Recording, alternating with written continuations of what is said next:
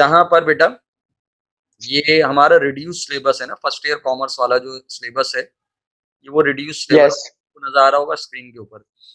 अच्छा, इसमें से मैं आपसे थोड़ी सी खास खास बातें पहले डिस्कस कर लूं, तो फिर हम अपने जो है वो मेन टॉपिक की तरफ चलते हैं। देखें, हमारे पास हम ये पूरा चैप्टर हम ऑलरेडी कर चुके हैं।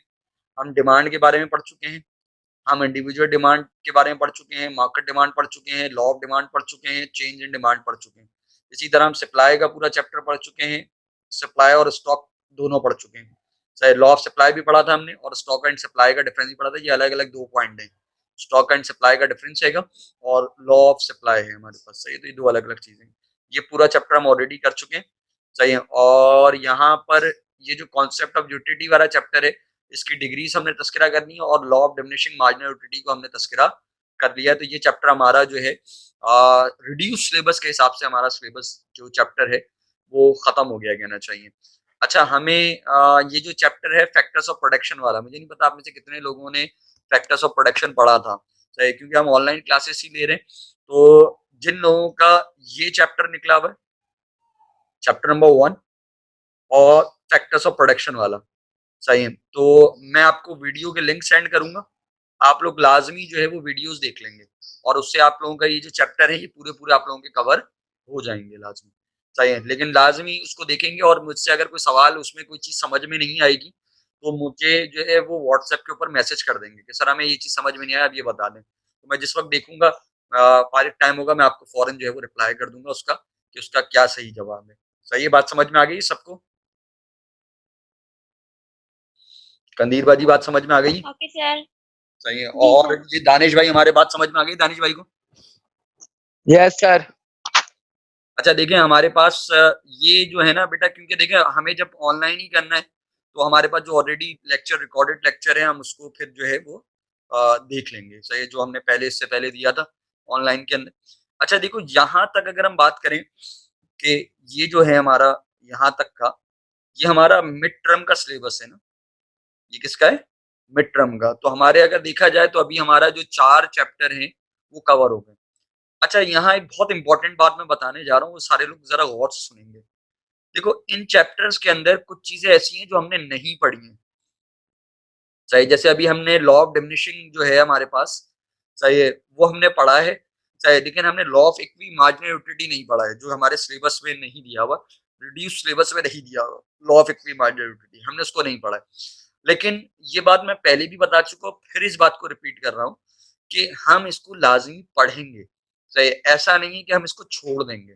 सही, हम इसको कब पढ़ेंगे? सही, क्योंकि अभी जैसे ऑनलाइन चल रहा है हमारे पास, क्योंकि हमारे पास टाइम कम है, ऑनलाइन के हिसाब से हमारे पास ज्वाइनिंग में बहुत सारे लोग टाइम लगा रहे होते हैं। तो हम पहले फोकस कर रहे हैं कि वो चीजें जो हमारे रिड्यूस सिलेबस में है, हम उनको कवर कर लें। चाहिए, ताकि हमारा जो मिड टर्म होने वाला है, हम उसकी प्रिपरेशन कर सकें। चाहे वो मिड टर्म हमारा अच्छे से हमारी तैयारी हो जाए, हमारा रिजल्ट मिड टर्म का अच्छा हो जाए। चाहे फिर जो है वो उसके दरमियान अगर हमारे ये चैप्टर हो जाते हैं, तो फिर हम जो है वो आगे की फिक्र करेंगे कि आगे हमारे पास क्या है। सही है। अच्छा, अब देखो हमारे ये 4 चैप्टर हमारे हो गए। सही है, ये 4 चैप्टर हमारे हो गए, शुरू के 4। सही है, जो हमारे रिड्यूस सिलेबस में सबको नजर आ रहे होंगे, ये चारों हो गए हमारे। चाहे मेरे हिसाब से जिनके नहीं हुए, जिनके ये 2 चैप्टर निकले हुए, उनको मैं आज ही की तारीख में मुझे मैसेज कर देंगे, मुझे रिमाइंड करा देंगे रात में कि सर आपको चैप्टर नंबर 1 का लिंक भेजना है।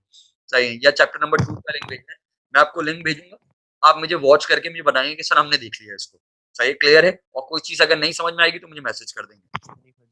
मैं आज हमारा जो मिड टर्म का सिलेबस है, वैसे तो ये पूरा रिड्यूस सिलेबस है, लेकिन हमारा जो मिड टर्म में हम लेने जा रहे हैं, उसमें मैक्रो इकोनॉमिक का जो पोर्शन है, किसका? मैक्रो इकोनॉमिक का जो पोर्शन है, उसमें हमारे पास ये 2 चैप्टर हैं। ये 2 चैप्टर हैं, एक नेशनल इनकम का और एक ये बिजनेस साइकिल का।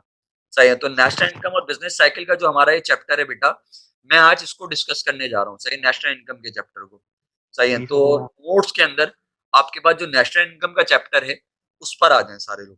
सही है, और सबके पास नोट्स मौजूद होंगे। नेशनल इनकम के अंदर हमारे पास बेसिकली पहला चैप्टर कंप्लीट हो गया बेटा, अभी दानिश भाई आपने देर से ज्वाइन किया। आप जरा उसको देखेंगे तो आपको बात समझ में आएगी। मैं अभी आपको थोड़ा सा रिकैप कर दूं एक बात का। देखो, ये स्क्रीन नजर आ रही है? यस। अच्छा, इस स्क्रीन के अंदर तुम्हें नजर आ रहा होगा, इस चैप्टर के अंदर मजीद भी चीजें हैं। हमने यहाँ तक पढ़ा यस। पर्सनल हॉबीज तक हमने इसका तस्करा किया है। इसके नीचे जो हमारे पास जो है वो law of equi marginal utility का टॉपिक जो है वो हमने डिस्कस नहीं किया है। सही है। तो ये जो law of equi marginal utility का टॉपिक हमने डिस्कस नहीं किया है, सही, ये हमारे रिड्यूस सिलेबस में नहीं है। किसमें नहीं है? रिड्यूस सिलेबस में नहीं है। हमारे रिड्यूस सिलेबस में नहीं है ये। सही है। लेकिन मैं सही है। क्या कह रहा हूँ कि इसको ऐसा नहीं है कि मैं ये नहीं कह रहा कि इसको हम पढ़ाएंगे नहीं। सही, इसको हम पढ़ेंगे नहीं, हम इसको पढ़ेंगे, लेकिन हम इसको कब पढ़ेंगे? जब हमारा पहले मिड टर्म का जो हमारा सिलेबस है, जो हमारी टेस्ट के हिसाब से जिसको हमें प्रिपरेशन करनी है, जो जो चीजें हमें याद करनी है, हम पहले उसको कर लें। सही है, ताकि हमारे जो मार्क्स स्कोरिंग है वो कंफर्म हो जाए। फिर उसके बाद जो हमारा जो एक्स्ट्रा है, जो हमारे रिड्यूस सिलेबस में नहीं है, क्योंकि वो हमारे आगे काम आएगा, हम उसको भी पढ़ेंगे। सही है, क्लियर है, बात समझ में आ गई दानिश भाई? Sir okay. Yes sir. सही है। मेरा ख्याल से इस बात पर किसी को एतराज नहीं होना चाहिए ना, कि हम नो इसको सर, नो और सर। उसके बाद आकर बाद में जब हमारा वो हो जाए जो मेन टॉपिक है, उसके बाद हम इसको पढ़ें। तो हमारे लिए ओके ज्यादा सर। फायदेमंद होगा कि हमारे मार्क्स स्कोरिंग भी हो जाएंगे और हम फिर इसकी भी प्रिपरेशन कर सकेंगे। अच्छा देखिए, मैंने कहा कि हमें कहाँ जाना है, हमें जाना है किसके ऊपर?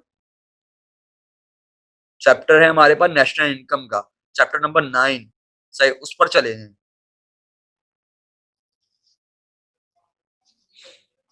आ गए सारे लोग चैप्टर नंबर 9 पे? स्क्रीन नजर आ रही है ना आप लोगों को ये?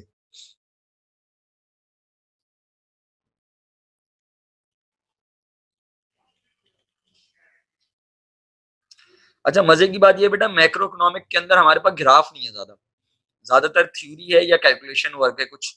सही है, तो हमें इतनी ज्यादा टेंशन होगी नहीं हमें। सही है, आज जो हम चैप्टर शुरू करने जा रहे हैं वो नेशनल इनकम का चैप्टर है, और ये जो नेशनल इनकम का चैप्टर है बेटा, ये पूरा चैप्टर है हमारे पास। सही, यानी इसके अंदर हमारे पास रिड्यूस सिलेबस में कोई भी ऐसा नहीं है कि हम ये कहें कोई टॉपिक इसके अंदर इसने कम किया है। पूरा चैप्टर तकरीबन हमारे पास जो है वो रिड्यूस सिलेबस में हमें दिया गया है कि ये पूरा चैप्टर ही हमें करना है। तो नेशनल इनकम का चैप्टर है हमारे पास। नेशनल इनकम क्या होती है? What is national income? National income किसको कहते हैं? किसी को आइडिया? कोई बताना चाहेगा? अच्छा, मैक्रो इकोनॉमिक्स का इंतहाई इंपॉर्टेंट चैप्टर है बेटा ये। मैक्रो इकोनॉमिक का इंतहाई इंपॉर्टेंट चैप्टर है नेशनल इनकम। सही, कोई बताना चाहेगा कि नेशनल इनकम क्या होती है? सर जो नेचुरल रिसोर्सेज होते हैं कंट्री की, उसकी इनकम। देखो, नेशनल इनकम को आम अल्फाज में हम ये कहते हैं कौमी आमदनी। सही है, यानी हमारी जो कौम है जो मिलकर अर्निंग कर रही है उसको हम कौमी आमदनी का नाम देते हैं। वो कौमी आमदनी किस तरह है उसकी डेफिनेशन यहाँ पर नीचे आपके पास लिखी है। सही है। और मैं पढ़ रहा हूँ, देखो वो कह रहा है किसके मुताबिक? मार्शल के मुताबिक। क्या कह रहा है भाई? पीपल ऑफ एनी कंट्री, किसी भी कंट्री के लोग, सही है, produce a specific quantity of different goods. कह रहे हैं वो क्या करते हैं, वो डिफरेंट गुड्स को प्रोड्यूस करते हैं स्पेसिफिक क्वांटिटी में, एंड सर्विसेज, गुड्स को भी प्रोड्यूस कर रहे हैं और सर्विसेज को, from the natural resources by the help of capital goods with in a specific period. Usually 1 year is called national income of that country. कह रहे हैं भाई क्या मतलब, ये देखो नेशनल इनकम की डेफिनेशन यहाँ खत्म हो गई बेसिकली अगर देखा जाए। कह रहे हैं नेशनल इनकम से क्या मुराद है कि किसी भी मुल्क के लोग, किसी भी मुल्क के लोग वो क्या कर रहे हैं, गुड्स एंड सर्विसेज को प्रोड्यूस कर रहे हैं स्पेसिफिक क्वांटिटी में। हो सकता है 1000 यूनिट प्रोड्यूस किए हो सकता है लाख यूनिट प्रोड्यूस किए हो सकता है 1 करोड़ यूनिट प्रोड्यूस किए हो। सही, एक चीज के 1 करोड़ प्रोड्यूस किए, एक चीज के 50 लाख प्रोड्यूस किए, एक के 10 लाख प्रोड्यूस किए। सही, मुख्तलिफ गुड्स एंड सर्विसेज के। सही, वो कह रहे हैं मुख्तलिफ, वो जो है कौन क्या करती है, मुख्तलिफ गुड्स एंड सर्विसेज को प्रोड्यूस करती है अपनी स्पेसिफिक क्वांटिटी के अंदर। सही, किसके अंदर रहते हुए प्रोड्यूस करती है, किन चीजों की मदद से प्रोड्यूस करती है? नेचुरल रिसोर्सेज से, यानी उसके पास वो जो कुदरती वसाइल हैं, सही, उन कुदरती वसाइल की मदद से वो क्या करती है, वो गुड्स एंड सर्विसेज को प्रोड्यूस करती है। अच्छा, वो जो कुदरती वसाइल हैं, उन कुदरती वसाइल के साथ क्या सिर्फ कुदरती वसाइल काफी हैं? मैं कहूँ हमारे पास जंगलात हैं, तो क्या जंगलात काफी हैं कि जंगलात से आप प्रोडक्शन कर लेंगे? नहीं। आगे वो साथ में लिखता है by the help of capital goods. भाई जंगलात को अगर काट के फर्नीचर बनाओगे, तो फर्नीचर बनाने के लिए तुम्हें क्या चाहिए? मशीनें चाहिए। सही, लकड़ी कटेगी तो उसको खास किस्म के डिजाइन में काटना होगा, उसको उसके लिए मशीनें चाहिए। उन मशीनों की मदद से जो है आप उसको काट पाएंगे। तो कैपिटल गुड्स की रिक्वायरमेंट है। यानी वो ये कह रहा है कि मार्शल ये कहता है कोई भी मुल्क के लोग, किसी भी मुल्क के लोग गुड्स एंड सर्विसेज को प्रोड्यूस करते हैं, किसके जरिए प्रोड्यूस करते हैं? कुदरती वसाइल सर ये और दफा दोबारा कैपिटल, समझा दें। सही है, कुदरती वसाइल और कैपिटल गुड्स के जरिए जो है वो प्रोडक्शन करते हैं with in a specific period, यानी किसी एक सर स्पेसिफिक पीरियड। यूजुअली हम ये कहते हैं कि हम 1 साल की बात कर रहे हैं कि 1 साल की मुद्दत के अंदर जो है वो गुड्स एंड सर्विसेज जो प्रोड्यूस की जा रही है किसी भी मुल्क के अंदर। जी हमजा बोलें। सर एक दफा दोबारा समझा दें, मेरा नेट प्रॉब्लम हो रहा था इसलिए आवाज नहीं आ रही थी। हाँ, मैं दोबारा रिपीट कर देता हूँ, कोई मसला नहीं। सही है। हमारे पास क्या है कि हम ये कहते हैं कि बेटा हमारे पास किसी भी मुल्क की, सही है, किसी भी मुल्क के अंदर जो है 1 साल की मुद्दत में, कितने की? 1 साल की, 1 ईयर। हम इसको नेशनल इनकम किस पे कैलकुलेट की जाती है? अमूमन 1 साल पे की जाती है। यानी हम कहते हैं पूरे 1 साल की इनकम। सही, 1 साल के अंदर कितनी गुड्स एंड सर्विसेज जो हैं वो प्रोड्यूस की गई हैं। सही है।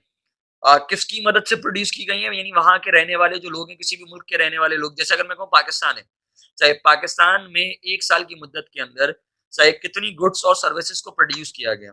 सही है। और ये किसकी मदद से प्रोड्यूस किया गया? कुदरती वसाइल, नेचुरल रिसोर्सेज की मदद से और कैपिटल गुड्स की मदद से। यानी हमारे पास क्या मशीनें हैं मुख्तलिफ किस्म की, जिनकी मदद से आप क्या करते हैं 1 साल की मुद्दत के अंदर डिफरेंट किस्म की गुड्स और सर्विसेज को आप प्रोड्यूस कर पाते हैं।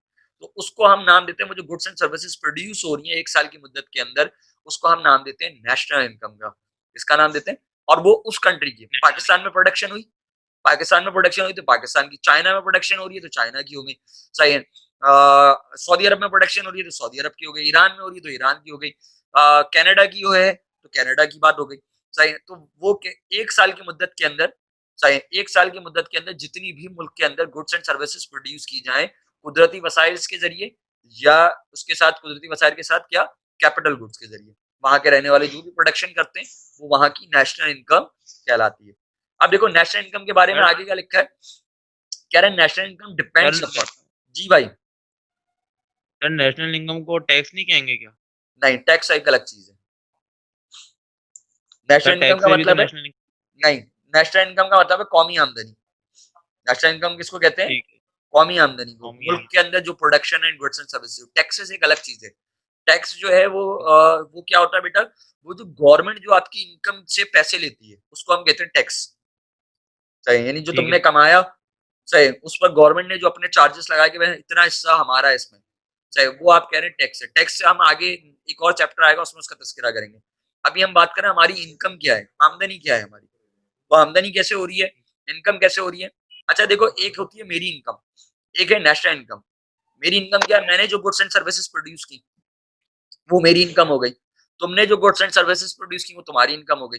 जब हमने सबको मिलाया मुल्क के अंदर जितने लोग रहते हैं, सही, सबको ऐड किया कि सबने कितनी गुड्स एंड सर्विसेज प्रोड्यूस की हैं, तो सबकी जो अमाउंट हमने ऐड करेंगे वो कहलाएगी नेशनल इनकम। सही है, क्लियर है, बात समझ में आई। अब देखो, जी सर। वो कह रहे हैं नेशनल इनकम डिपेंड्स अपॉन, कह रहे हैं नेशनल इनकम किसके ऊपर डिपेंड करती है, नेचुरल रिसोर्सेज के ऊपर। इसके ऊपर डिपेंड कर रही है, सबसे पहली चीज है इसके अंदर नेचुरल रिसोर्सेज। नेचुरल रिसोर्सेज का मतलब है मुल्क के अंदर कुदरती वसाइल कैसे हैं, मुल्क के अंदर कितने मादनी जखायर हैं, मुल्क के अंदर जो है वो समंदर है या नहीं है, मुल्क के अंदर जंगलात कैसे हैं, पेट्रोल के जखायर कितने हैं, चाहे मुख्तलिफ किस्म के नेचुरल रिसोर्सेज आपके पास, चाहे सारे के सारे नेचुरल रिसोर्सेज, साथ में फिर कैपिटल गुड्स दूसरे नंबर पे। दूसरे नंबर पे कैपिटल गुड्स का मतलब मशीनें, आपके पास मशीनें कैसी हैं, इक्विपमेंट कैसे हैं। सही है, क्या आपके पास जदीद मशीनें हैं जो मैं कहूँ चाइना के पास मौजूद है या जो यूरोपियन कंट्रीज के पास मौजूद है, चाहे वो मशीनें आपके पास हैं या नहीं है। चाहे तो पहली चीज नेशनल इनकम के अंदर जो डिपेंड कर रही है वो आपके कुदरती वसाइल पर, दूसरा कैपिटल गुड्स पर कि वो जो जदीद मशीन है वो आपके पास है या नहीं है, तीसरे नंबर पे ह्यूमन रिसोर्स। ह्यूमन रिसोर्स का मतलब है इंसान।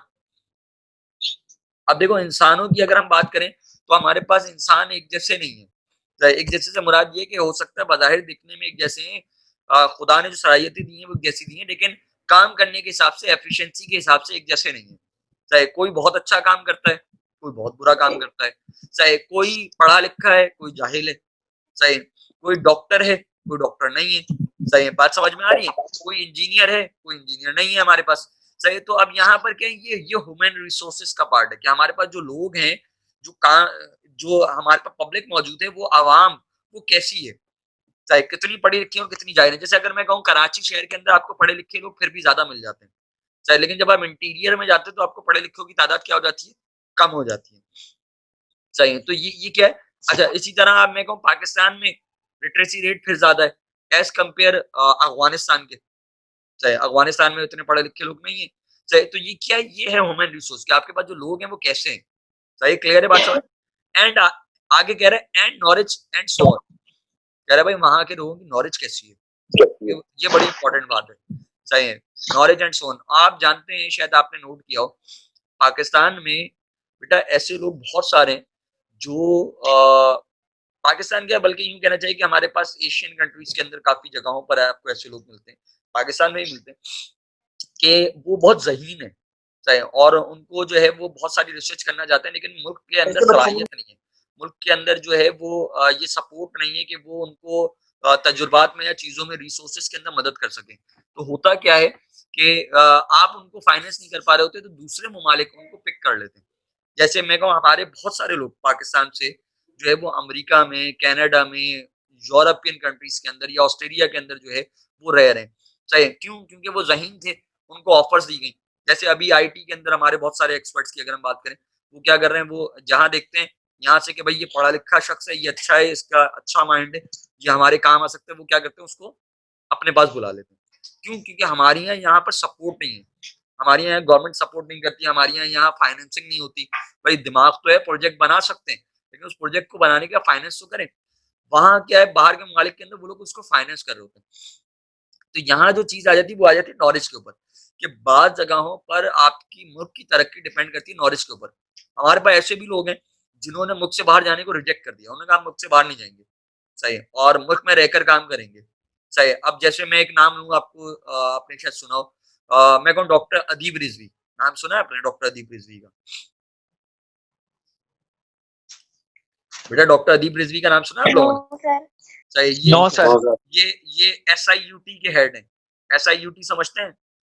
एसआईयूटी क्या है हमारे पास ये जो एक इदारा एक हॉस्पिटल है कहना चाहिए एसआईयूटी हमारे पास सही है जो आपके ये जो किडनी है गुर्दे जो आपके हैं इसका काम करता है चाहे गुर्दों की जो है वो उसका काम करते हो तो वो बेसिकली दुनिया के बड़े डॉक्टर्स में उनका शुमार होता है और डॉक्टर अदीब रिजवी को दुनिया के कई ममालिक नेशनलिटी ऑफर कर चुके हैं चाहे कि आप हमारे पास आए हमारे पास आकर काम करें चाहे लेकिन डॉक्टर अदीब रिजवी ने क्या किया हुआ डॉक्टर अदीब रिजवी जाते नहीं वो कहते हैं नहीं मैं अपने मुल्क में काम करूंगा मैं अपना मुल्क छोड़कर नहीं जाऊंगा तो ऐसे लोग आपके पास अब क्या चक्कर है डॉक्टर अदीब रिजवी की वजह से बहुत सारे लोग ऐसे हैं जो दुनिया के दूसरे ममालिक में वो डॉक्टर अदीब रिजवी के काम के चक्कर में कि डॉक्टर अदीब रिजवी के साथ उनको काम करना है सीखना है काम डॉक्टर अदीब रिजवी के साथ तो वो क्या करते हैं वो मुल्क में आते हैं वो कहते हैं भाई डॉक्टर अदीब रिजवी के साथ हमें टाइम स्पेंड करना है ताकि हम सीख सकें सही है तो अब ये क्या हुआ इसका मतलब ये हुआ कि वो आपके बंदों को देख रहे हैं ना कि भाई ये बंदा जो है वो हमारे यहाँ हमारे पास अगर ये बंदा आ जाए तो ये बंदा हमारे लिए ज्यादा फायदेमंद है इससे हमें क्या होगा ज्यादा फायदा होगा सही क्लियर है बात समझ में आ गई सबको यस। अच्छा अब देखो वो कहता है national Yes. Income is indicated way in monetary terms कह रहे हैं ऑलवेज इन मॉनेटरी टर्म्स अब ये बात याद रखने की बेटा मॉनेटरी टर्म्स का मतलब होता है कि पैसों में लिखेंगे जब भी हम नेशनल इनकम की बात करेंगे तो नेशनल इनकम को हमेशा पैसों में लिखा जाएगा किसमें लिखेंगे आप पैसों में आप लिख सकते हैं कि भाई 2 बिलियंस चाहे 2 बिलियंस में हमारी जो है 2 अरब की हमारी आमदनी हुई है या 5 अरब की हमारी आमदनी है या 5 करोड़ रुपए की हमारी आमदनी हुई है रुपीस में या किसी करेंसी के अंदर हम हमेशा नेशनल इनकम को शो करेंगे कि हमारी जो नेशनल इनकम है वो करेंसी में कितनी है सही क्लियर है बात समझ में आ गई सबको यानी कभी भी नेशनल इनकम आप देखेंगे तो वो करेंसी में लिखी हुई होगी सही यानी जी आपके पास या तो रुपीस में होगी या डॉलर्स में लिखी हुई होगी जो ये बताएगी कि हमारी इस साल की आमदनी कितनी है सही है सबको समझ में आ गई ये बात कम से जी कम सर इसको यहां तक याद करेंगे कहां तक याद करेंगे यहां तक याद करेंगे यहां से यहां तक मॉनेटरी टर्म्स तक चाहे इसको साथ ही लिख देंगे चाहे नेक्स्ट उसको लिखने की जरूरत नहीं इससे आगे क्या लिखा हुआ है वही बात है कह रहा है it is the total value कह रहे हैं total value of all those goods and services which are produce in a country within a particular year वही वाली बात को अल्फाज चेंज करके जो ऊपर लिखी हुई है उसी बात को अल्फाज चेंज करके नीचे लिख दिया कि मुल्क के अंदर तमाम गुड्स एंड सर्विसेज जो प्रोड्यूस हो रही है एक पर्टिकुलर ईयर के अंदर सही उसको हम क्या नाम देते हैं हम नेशनल इनकम का नाम देते हैं इसमें क्या क्या चीजें आती हैं अगर देखो इसमें एग्रीकल्चर प्रोडक्ट्स हैं मुल्क के अंदर मिनरल प्रोडक्ट हैं मादनी जखायर इंडस्ट्रियल प्रोडक्ट हैं और तमाम सर्विसेज, मिसलेनियस सर्विस, जितनी भी सर्विसेज मौजूद है वो सब की सब नेशनल इनकम में शुमार की जाती है। तो मैंने जहां से जहां तक मार्क किया है वहां तक आपको लाजमी इसको याद करना है, सही है, डेफिनेशन पूरी याद करनी है। उसके बाद वो कहता है the concept of national income can be explain in different ways. कह रहे हैं हमारे पास ये जो नेशनल इनकम के कॉन्सेप्ट हैं जो डिफरेंट वेज से हम इसको एक्सप्लेन कर सकते हैं, सही है। और ये पेपर में ये कॉन्सेप्ट जो है वो कई बार आए हैं आपके पास, यानी पेपर में आपके पास आता है कि भाई आपको जो है वो कॉन्सेप्ट करने हैं, कि हमारे पास कॉन्सेप्ट क्या हैं। तो नेशनल इनकम के कॉन्सेप्ट्स की अगर हम बात करें बेटा, तो ये कॉन्सेप्ट्स आपको नजर आ रहे हैं यहाँ पे लिखे हुए, सही, मैं पिक्चर क्लियर कर रहा हूँ ताकि आपको समझ में आए। ये 7 कॉन्सेप्ट्स हैं, कितने हैं? 7 कॉन्सेप्ट्स जो पेपर में आपके पास आते हैं, कई बार आपसे पूछे गए हैं, सही। और ये डिफरेंस में भी आ सकते हैं, सही, यानी इनके डिफरेंसेस पूछे जाते हैं, इनकी डेफिनेशंस पूछी जाती हैं, ये पूरे एक साथ लिखने को आ जाते हैं, सही, कुछ भी आ सकता है इस रिलेटेड।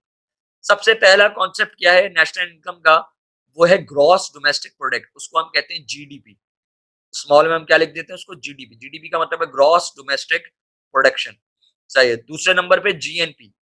जीएनपी में क्या हो गया? Gross national product. पहले कह रहा था डोमेस्टिक प्रोडक्ट है, फिर कह रहा है ग्रॉस नेशनल प्रोडक्ट है, फिर कह रहा है जीएनपी के बाद है net national product. Net national product क्या है? एनएनपी। फिर चौथा कॉन्सेप्ट है national income eight factor cost.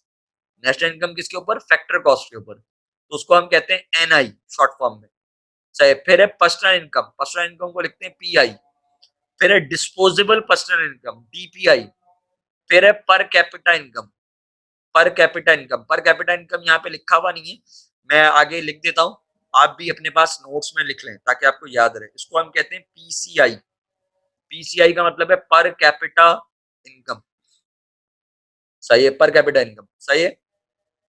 Clear है? बात समझ में आ गई सबको यहाँ तक?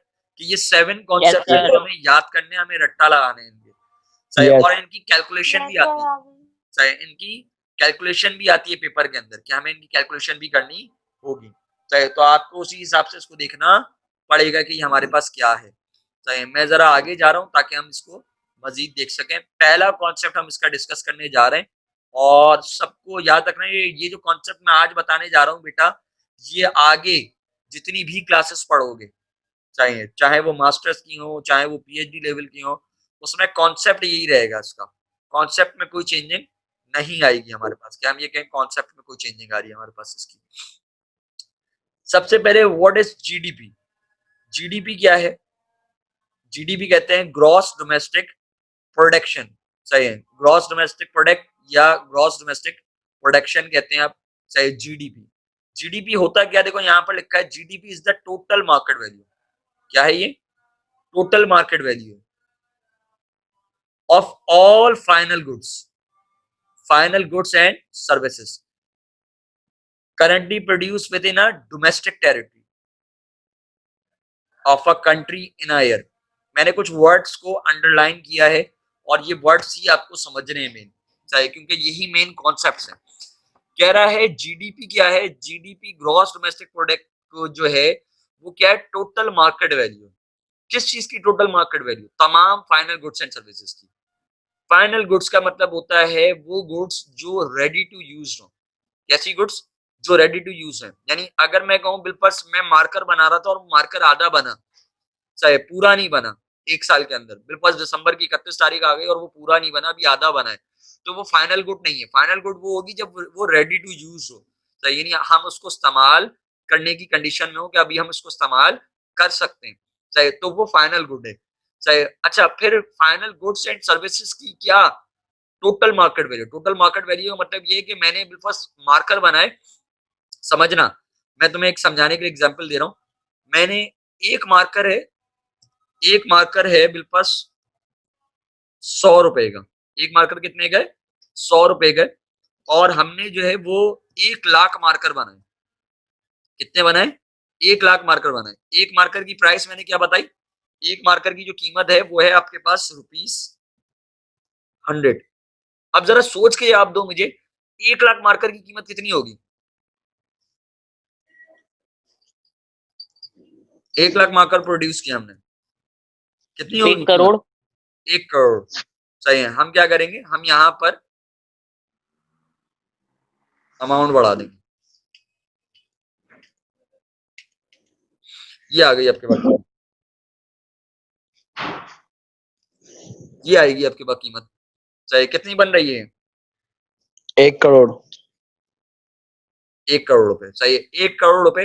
ये जो, अगर देखो मैं अज्यूम करूं समझाने के लिए, मैं कहूँ बिल्फर्ज, अगर मैं ये अज्यूम करता हूं कि हमारे पास जो है वो सिर्फ और सिर्फ जो है वो हमारे पास जो है वो क्या है, हमारे पास यही है। सही, यानी हम ये कहते हैं कि हमारे पास इसके अलावा कोई और चीज नहीं है। सही है, सिर्फ और सिर्फ मुल्क के अंदर जो है वो मार्कर की प्रोडक्शन हुई है, मार्कर के अलावा कुछ और प्रोडक्शन नहीं की गई 1 साल की मुद्दत के अंदर। तो मार्कर की जो प्रोडक्शन है वो कितने की हुई है? 1 करोड़ रुपए। ये वो मार्कर है जो रेडी टू यूज है। सही, इसकी मार्केट वैल्यू, उसने क्या लिखा है, मार्केट वैल्यू। सही, total market value. Total market value का मतलब ये है कि पूरी कीमत उसकी, यानी वो जो गुड है उसकी मार्केट में, यानी जितनी भी गुड्स हैं आपके पास, उसकी मार्केट वैल्यू कितनी है। सही, एक की नहीं, जितना भी आपके पास सामान आपने प्रोड्यूस किया 1 साल की मुद्दत के अंदर। सही, क्लियर है, बात समझ में आई कुछ? सही। अब मैं अगर इसको मजीद समझाने की कोशिश करूं तुम्हें, तो मैं तुमसे कहूंगा कि भाई देखो, क्या मुल्क के अंदर एक ही चीज प्रोड्यूस होती है? क्या मुल्क के अंदर एक ही चीज प्रोड्यूस होती है या एक से ज्यादा चीजें प्रोड्यूस होती है? ज्यादा होती है। एक से ज्यादा चीजें produce होती हैं। फर्स्ट मैं कहूँ, आपके पास एक शख्स है जिसने पंखे बनाए। क्या बनाए? पंखे बनाए। और उसकी आमदनी हुई है बिलफर्स 3 लाख रुपए की। पूरे साल के अंदर उसने 3 लाख रुपए के पंखे बनाए। कोई शख्स ऐसा है जिसने जो है वो मोबाइल फोन बनाए। सही, और मोबाइल फोन बिलफर्स बने 50,000 रुपए के। सही, समझाने के लिए कह रहा हूं मैं कि मोबाइल फोन की प्रोडक्शन हुई है 50,000। सही, वो फैन थे आपके पास, ये फैन है। सही, और ये जो है आपके पास, ये है मोबाइल फोन आपके पास। सही, फिर हम कह रहे हैं कि भाई मुल्क के अंदर जो है वो आपके पास गंदम की या एग्रीकल्चर प्रोडक्ट्स हुई हैं। सही, या हम कहते हैं भाई एग्रीकल्चर प्रोडक्ट को अगर हम हटा दें, हम कहते हैं बिलफर्स आपके पास घड़ियां बनी है, घड़ी, वॉचेस। सही, वॉचेस बनाई है आपने 10,000 रुपए की। सही है भाई? तो यार एक तो ना मेरे वॉचेस आपने जो है, घड़ियां जो है आपने बनाई है 10,000 रुपए की। बिल्कुल, मैं अगर ये अज्यूम करूं कि ये घड़ियां 10,000 रुपए की हैं और आपके पास जो है वो 1 लाख रुपए की आपने जो है वो आपने क्या किया, आपने बिलफर्स प्रिंटर बनाया आपने। सही, और मुल्क के अंदर ये सर्विसेज टोटल प्रोड्यूस हुई है, इसके अलावा आपके यहाँ कोई और प्रोडक्शन नहीं होती। ये 4 चीजें आप प्रोड्यूस कर रहे हैं, तो आपकी टोटल इनकम कितनी हो जाएगी फिर? सर 4,60,000। 4,60,000। 4,60,000। 60,000। 60,000। ये कितनी हो जाएगी? 4,60,000। आप कहेंगे सर नेशनल इनकम जो हमारी आ रही है, अगर सिर्फ यही प्रोडक्शन है तो ये कितनी हो जाएगी हमारी? 4,60,000 हमारी नेशनल इनकम हो जाएगी। सही, क्लियर है, बात समझ में आ गई सबको? जी सर। अच्छा, Yes. इसमें देखो, Yes, ये sir. मैं आ, उसमें लिख रहा हूँ, किसमें लिख रहा हूँ? ये रुपीस में लिख रहा हूँ। ये मैं इसको कह रहा हूँ, ये क्या है, ये रुपीस में है। सही, ये डॉलर में भी हो सकता था, हो सकता है मैं ये कह रहा होता है भाई इतने की, ये बिल्कुल ये रुपीस में, हम ये कह रहे हैं कि भाई ये डॉलर में सेल हुई है इतनी। सही, हम सब डॉलर की बात करें, 4,60,000 डॉलर में सेल हुई है। तो ये इसका मतलब क्या है, ये मॉनेटरी वैल्यू की बात कर रहे हैं, यानी किसी ना किसी कीमत के अंदर, किसी ना किसी पैसों के अंदर हम बात कर रहे हैं कि पैसों में इसका अमाउंट कितना होगा। सही है, बात समझ में आ गई सबको? जी सर। Yes, sir. अच्छा, मैं इसको थोड़ा-सा, इस टॉपिक को यहीं रोक रहा हूँ, सही, ताकि इसको हम नेक्स्ट क्लास में इसी से आगे से हम कंटिन्यू कर सकें। मुझे सिर्फ छोटा-सा ये बताएँ कि हमने लास्ट क्लास में जो लॉ पढ़ा था, लॉ ऑफ यूटिलिटी का,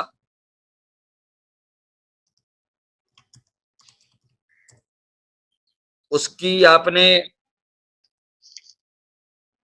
क्या हुआ?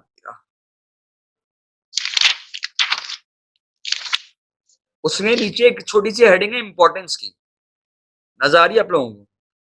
लॉ ऑफ हाँ सर। डिमिनिशिंग मार्जिनल यूटिलिटी की हेडिंग के नीचे आपके पास एक हेडिंग है इम्पोर्टेंस की। अगर आप देखें आपको नजर आ रही होगी शायद, ये आ गई हमारे पास, जी सर।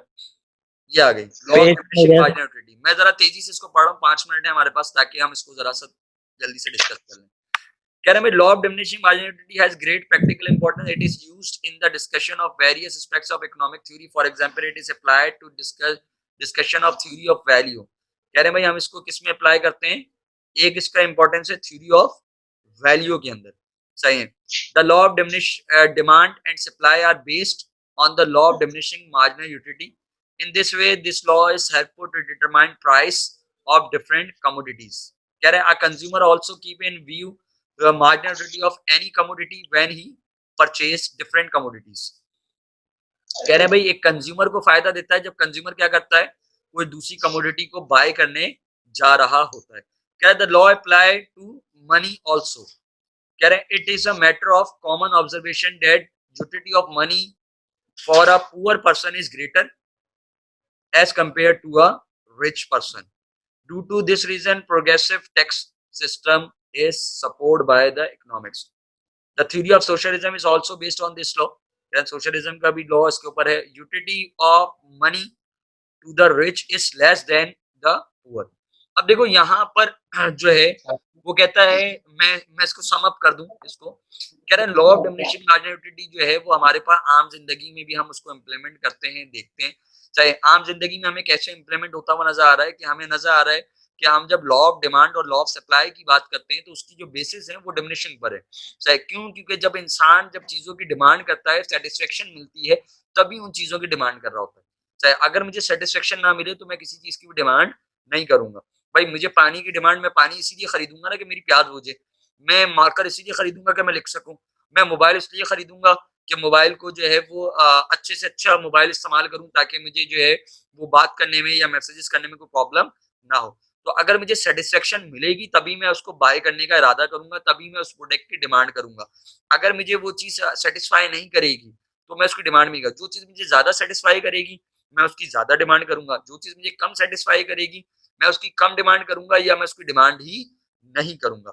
फिर यहाँ पर दूसरे नंबर पर कहता है कंज्यूमर जब वो कोई चीज खरीदने जा रहा होता है तो वो कंपेयर करता है प्राइस के हिसाब से, उसकी सेटिस्फेक्शन के हिसाब से, चाहे कि प्राइस ज्यादा है, कीमत ज्यादा है उस चीज की, या उसका फायदा ज्यादा है, यानी वो जो चीज मैं खरीदने जा रहा हूँ उसके लिए मैं जो पे कर रहा हूँ, क्या पे करने के नतीजे में मुझे इतनी सेटिस्फेक्शन मिलेगी, इतना फायदा होगा भी या नहीं होगा। तो हम एनालाइज करते हैं पैसा देने से पहले कि क्या ये हमारे लिए सही है या ये सही नहीं है। यानी मैं इतना इतना पैसा दे रहा हूँ, अगर मैं 10,000 रुपए की चीज खरीद रहा हूँ, क्या मुझे 10,000 रुपए की सेटिस्फेक्शन मिलेगी, मुझे इतने बेनिफिट्स मिल रहे हैं या नहीं मिल रहे। ऐसा तो नहीं है 10,000 रुपए 1 मिनट में खत्म हो जाए मेरे, सही। तो मैं उसके हिसाब से उसको इन्वेस्टमेंट करता हूँ, सही, यानी पैसे खर्च करता हूँ पैसे देख कर, चाहे अपनी सेटिस्फेक्शन देख करके मुझे उससे कितना बेनिफिट मिलेगा, सही है।